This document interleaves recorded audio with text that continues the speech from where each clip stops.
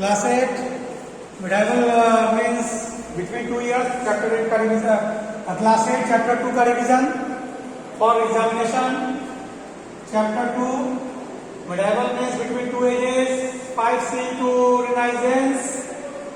Renaissance का मतलब है कि एक नए आइडिया के साथ चलना,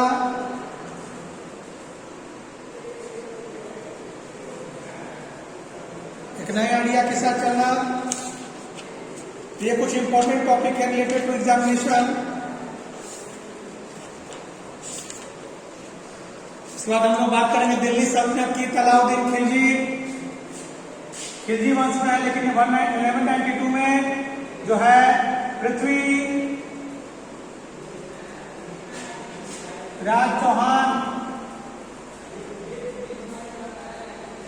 चौहान को डिफीट कर सल्तनत पीरियड की शुरुआत की गई थी। 1192 में पृथ्वीराज चौहान गिफ्टेड बाय गौरी, और उसी के साथ दिल्ली सल्तनत पीरियड की शुरुआत हुई थी डायनास्टी से। The first sultan was Qutubuddin Aibak. 5 dynasties देखा गया दिल्ली सल्तनत में। खिलजी, तुगलक, सैयद, लोधी। अलाउद्दीन खिलजी, जिसके जनरल का नाम मलिक कफूर। पॉलिटिकल सेंटर पांचों वंश का दिल्ली था।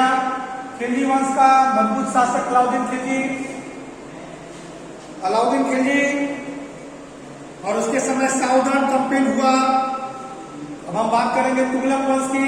तो तुगलक में मोहम्मद बिन तुगलक, जिन्होंने दिल्ली सल्तनत की सीमाओं का विस्तार किया था और इन्होंने राजधानी बदली थी दिल्ली से दौलताबाद। तो हम तुगलक वंश की बात करेंगे। तुगलक मोहम्मद बिन तुगलक,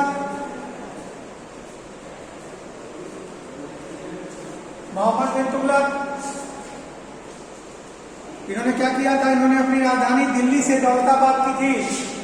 इन्होंने दिल्ली से राजधानी को दक्षिण में शिफ्ट कर दिया। दौलताबाद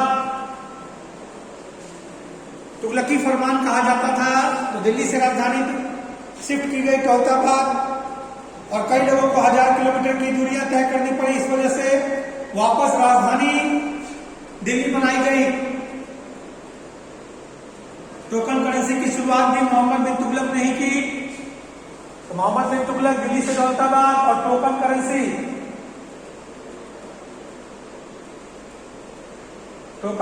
की शुरुआत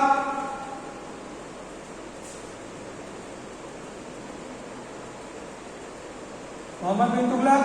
तो ये आपका इंपॉर्टेंट क्वेश्चन है। टोकन करेंसी की शुरुआत करने वाले जहां पर कॉपर कॉइन्स का इस्तेमाल सिल्वर और गोल्ड की तरह होगा। कॉपर कॉइन का इस्तेमाल सिल्वर और गोल्ड की तरह होगा। कुछ ऐसा अजीबोगरीब फैसला लिया गया था मोहम्मद बिन तुगलक के द्वारा। इसके बाद life of Delhi Sultan, life की बात करेंगे।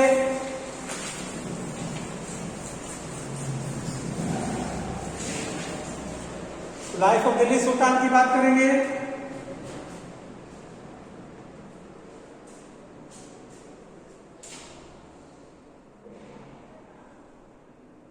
और इसी में एक टर्म आता है जाजिया,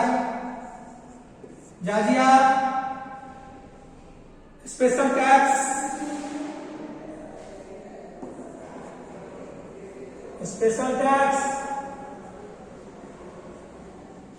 taken by Sultan for the protection of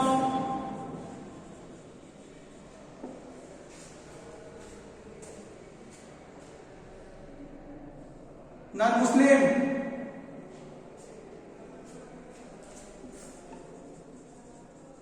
एक इंपॉर्टेंट टॉपिक है जजिया टैक्स। यह भी वसूला जाता था गैर मुसलमानों से।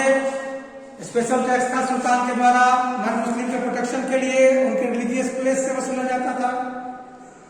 इसके बाद भारत पर तिमूर का आतंक, तिमूर ने अटैक किया। तिमूर भी एक इंपॉर्टेंट पर्सन, एक आक्रमणकारी, एक लुटेरा। तिमूर और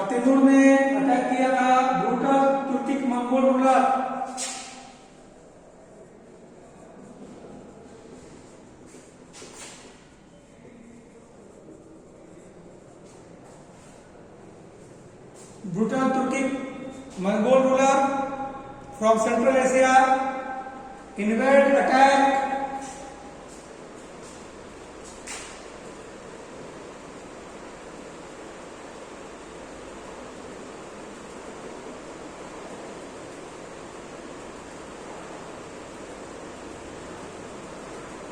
नॉर्थ इंडिया पर हमला और उसको बर्बाद किया था इसने 14वीं सदी में, 14th century, end of 14th century.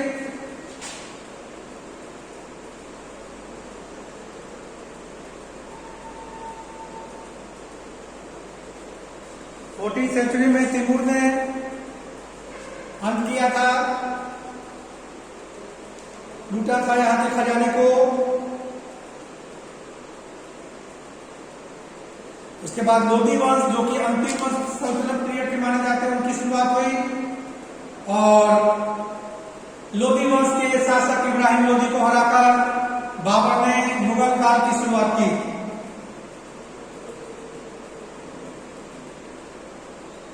उसी दौरान हम बात करेंगे एक अगले महान प्रतापी शासक Narasimhadeva.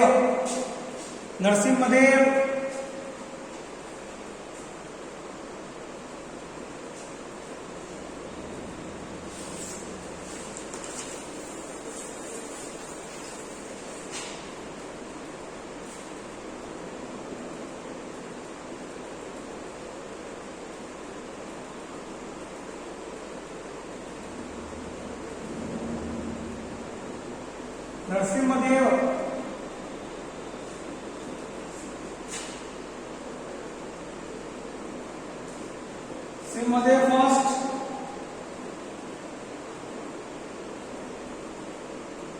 Ruler of Kalinga,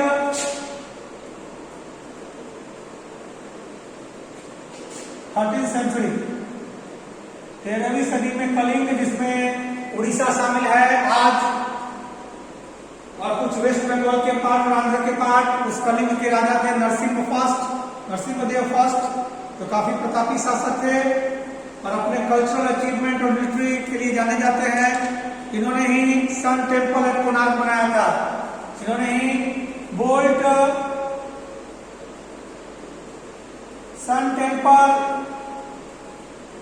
eight Konark Orissa में सन टेम्पल का निर्माण नरसिम्हदेव ने किया था, जो कलिंग के राजा थे। और इनका लड़ाई सल्तनत पीरियड में सल्तनत शासक से होती रही। इसका हम बात करते हैं होयसल डायनेस्टी, साउथ का होयसला डायनेस्टी, ये भी इंपॉर्टेंट टॉपिक है। Southern India,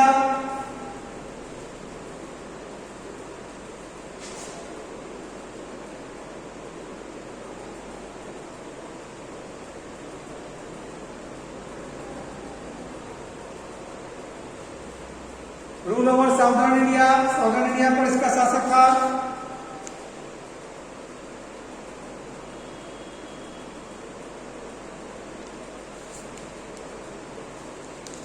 present day Karnataka during the time of सल्तनत।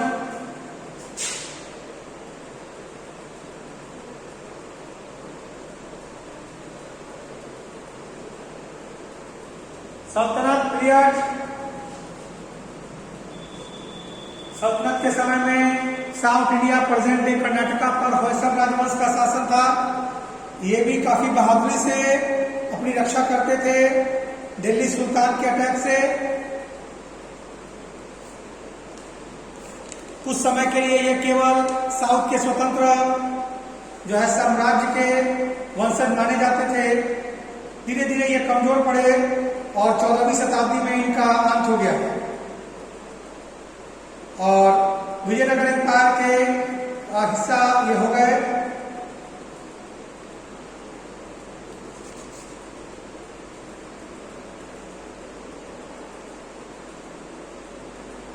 बात करते हैं Rana Kumbha, ruler of Mewar.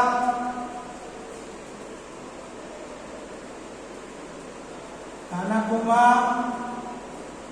Ruler of Mewar, Mewar के शासक सल्तनत पीरियड में राणा कुंभा,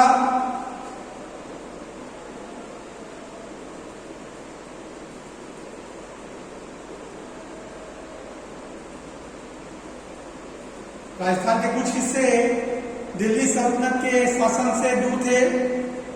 उसी में एक है 15वीं शताब्दी के राणा कुंभा जो मेवाड़ के शासक थे और इन्होंने दिल्ली सल्तनत से प्राय जो है अपने आप को बचाया था।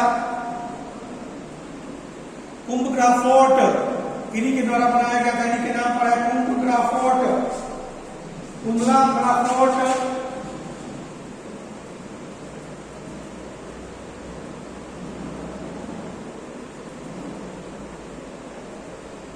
कुंभग्राह फोर्ट इन्होंने ही बनवाया था जो कि अरावली हिल्स पर है। अरावली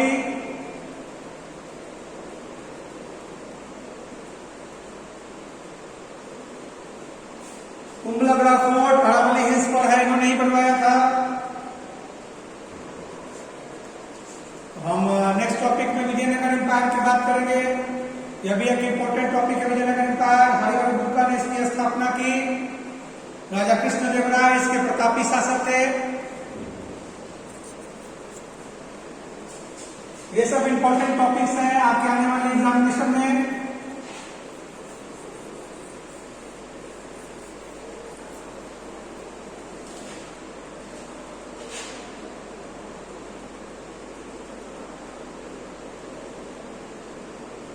विजयनगर एम्पायर, विजयनगर साम्राज्य 14th century established by two brothers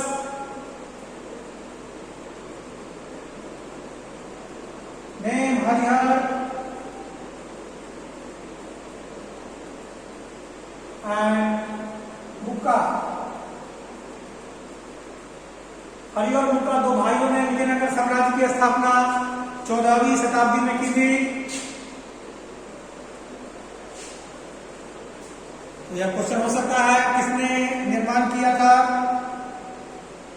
powerful साम्राज्य के रूप में यह उभरा। इसका दुश्मन बहमनी सल्तनत जो कि इसके नॉर्थ में स्थित था।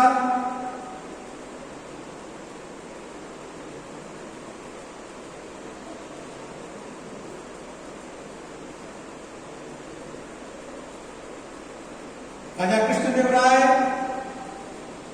16वीं शताब्दी में इस जगह के राजा बने। 16th century किंग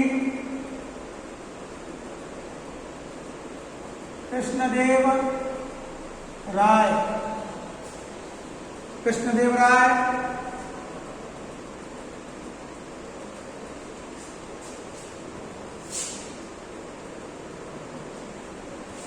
कृष्णदेवराय और विजयनगर एम्पायर काफी उच्च स्थिति में पहुंच गया। डेक्कन के क्षेत्र में उन्होंने इस साम्राज्य का विस्तार किया। उनके समय में इस साम्राज्य का मिलिट्री पावर और कल्चर का फला फूला।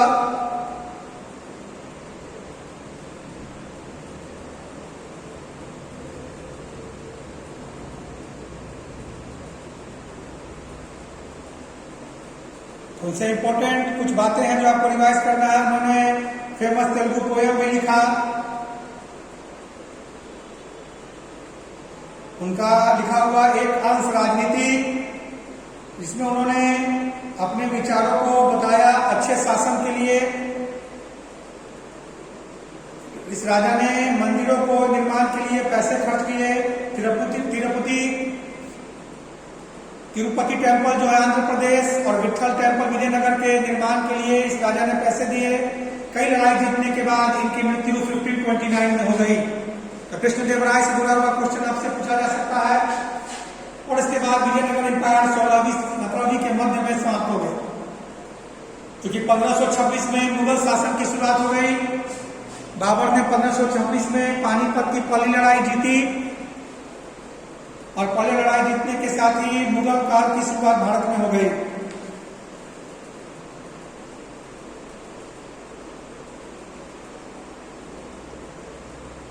तो आज के लिए इतना ही, चूंकि आपका एग्जामिनेशन 2 दिन बाद है, तो इसलिए नेक्स्ट क्लास में बाकी बचे हुए टॉपिक्स को हम रिवाइज करेंगे। यहां तक आप बढ़िया से एक लाइन को रिवाइज कीजिए। Objective, subjective, true false, match the following और सब्जेक्टिव और रिलेटेड सब्जेक्टिव क्वेश्चंस जो है यहाँ से पूछे जाएंगे। इसके अलावा मुगल एम्पेरर का जो टॉपिक है उसे क्लियर किया जाएगा, अहोम किंगडम तक, वहां तक आपका एग्जामिनेशन का जो है सिलेबस है। Okay, have a nice day.